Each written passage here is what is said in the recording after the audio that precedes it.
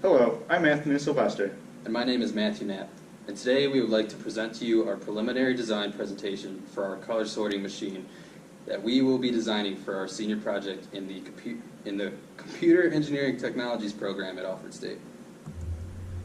Moore's law is the observation that over the history of computing hardware, the number of transistors in a dense integrated circuit has doubled approximately every 2 years.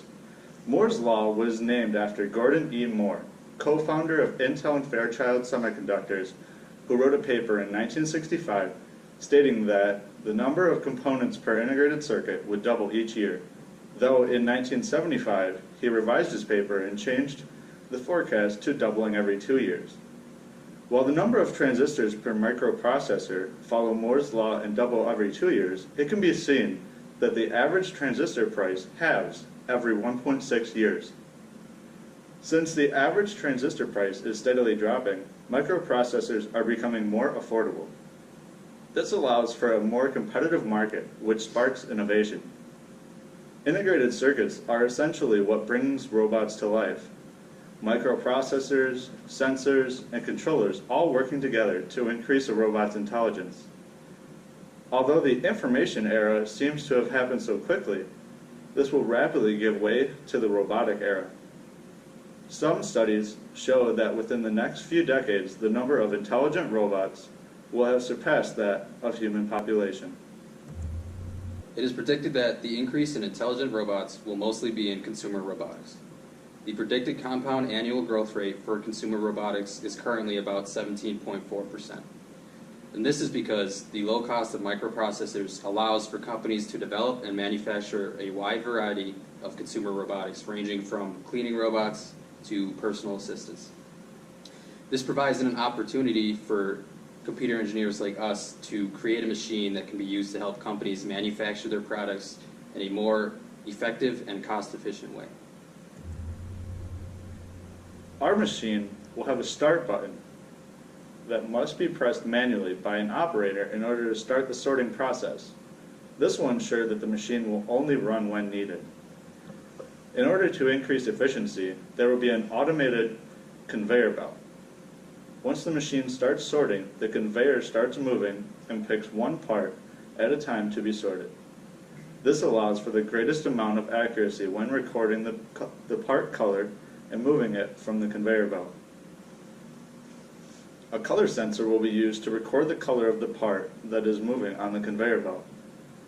We will then use one of the touch LEDs to display the color of that part. This process occurs prior to moving the part off the conveyor belt. This helps operators make sure that the machine is working properly. The key component to our machine is that it automatically sorts parts into bins. While sorting, it groups parts of the same color into the same bin. So, if 2 red parts are to be sorted, they'll be placed in the same bin. We plan on implementing a manual override feature into our machine. This would allow an operator to manually sort parts. One example is that if an operator wanted to place, let's say, a blue part into a bin containing the red parts, they would engage the manual override and proceed to place the part accordingly. There are many different courses that we have taken to help provide the foundation for our machine design. Classes such as electronic fabrication, which helped establish our foundation by providing the knowledge and skills to effectively design, fabricate, and document a project.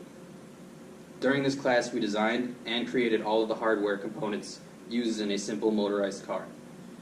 We are able to use these skills to effectively develop our hardware design for our machine. The course of scientific programming in C++ provided the foundation for our programming techniques. Topics that were covered include I/O pointers, program design and maintenance, and top-down design and functions. We are able to use these skills to develop programs that can be used to run the sorting machine effectively. The course of Embedded and Real-Time Systems prepared us for the design and implementation of real-time operating systems on an embedded microcontroller. Throughout this experience, we learned how to combine our hardware and programming skills in order to create an autonomous firefighting robot. This provided us with the opportunity to design, test, troubleshoot, and rebuild our robot. We are able to take the skills that we learned from this experience and use them while we apply the engineering design method to our sorting machine.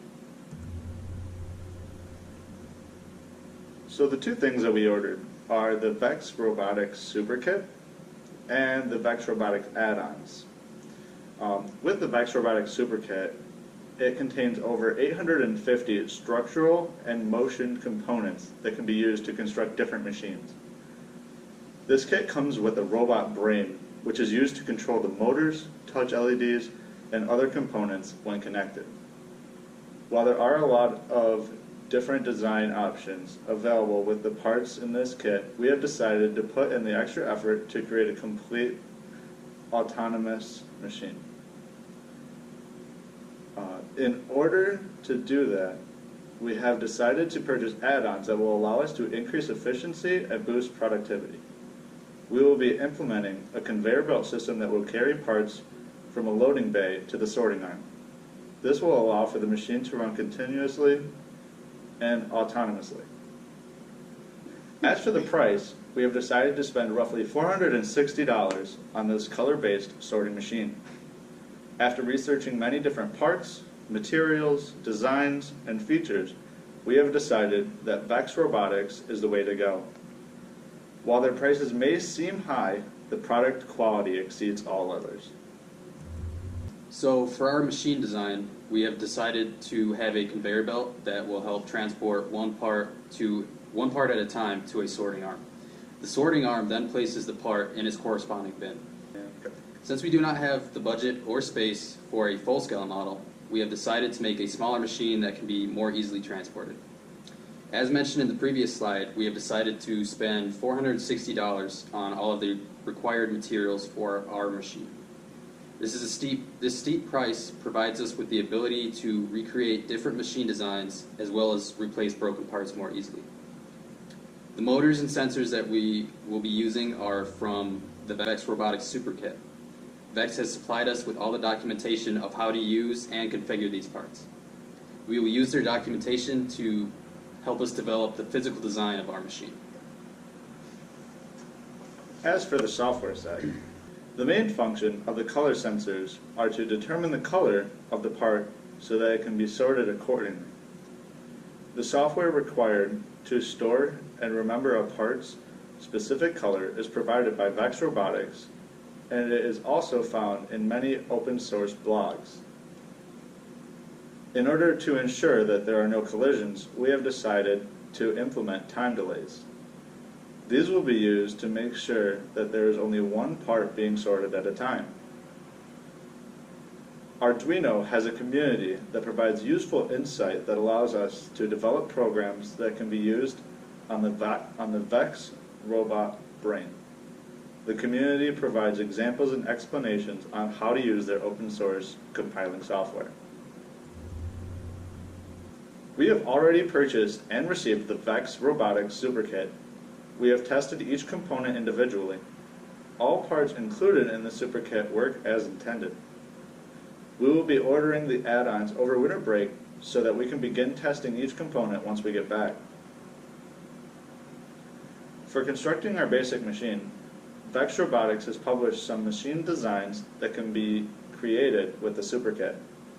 Among these designs is the ArmBot IQ. This robot is controlled manually with the included controller to lift objects up and place them in a different location. So far, we have built the ArmBot IQ and noticed that there are certain design flaws that need to be addressed. Now that we have built our first basic design, we will be researching other designs. Once we find more designs that meet all of our machine objectives, we will build and test them. After we finish building all alternative designs, we will be able to effectively determine the best design. VEX Robotics uses IDE software to develop programs and load it into the VEX Robot Brain. In order to determine the best IDE software, we will take our time to review the interface and compatibility of the software being tested. VEX Robotics also uses a C-based programming language named Robot C. This programming language is ideal for educational robots and competition. Vex Robotics supplies a guide on how to use Robot C with the Vex Robot Brain. This guide comes with a sample code on how to use each sensor, which we will be sure to make use of. Once we have all of the required information on how to create and load programs into the Vex Robot Brain, we will be able to develop and test programs that will run on that machine. We will then be able to redesign the program if need be. Once we have decided the best design to use, we will build the machine and test each portion. One example of this is finishing the design and then testing the conveyor belt to make sure that it transports only one part at a time. After this program is created, we will thoroughly review the code and make sure that it runs as efficiently as possible. After testing the hardware and software functionality, we will make necessary adjustments, such as physically redesigning the machine or redesigning the program with different functions. If necessary, we will continue to redesign and retest the hardware and software portions until our machine meets all of the desired objectives and runs as efficiently as possible. We have purchased and received our Vex kit, and we have finished the assembly of our primary design. We currently have the first prototype built, named Arbot IQ, which is operated by a remote control.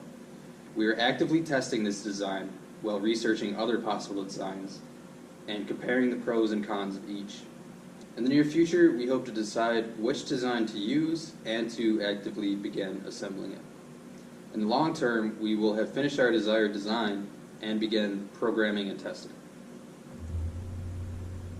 So, as we can see, we are right on track with our Gantt chart.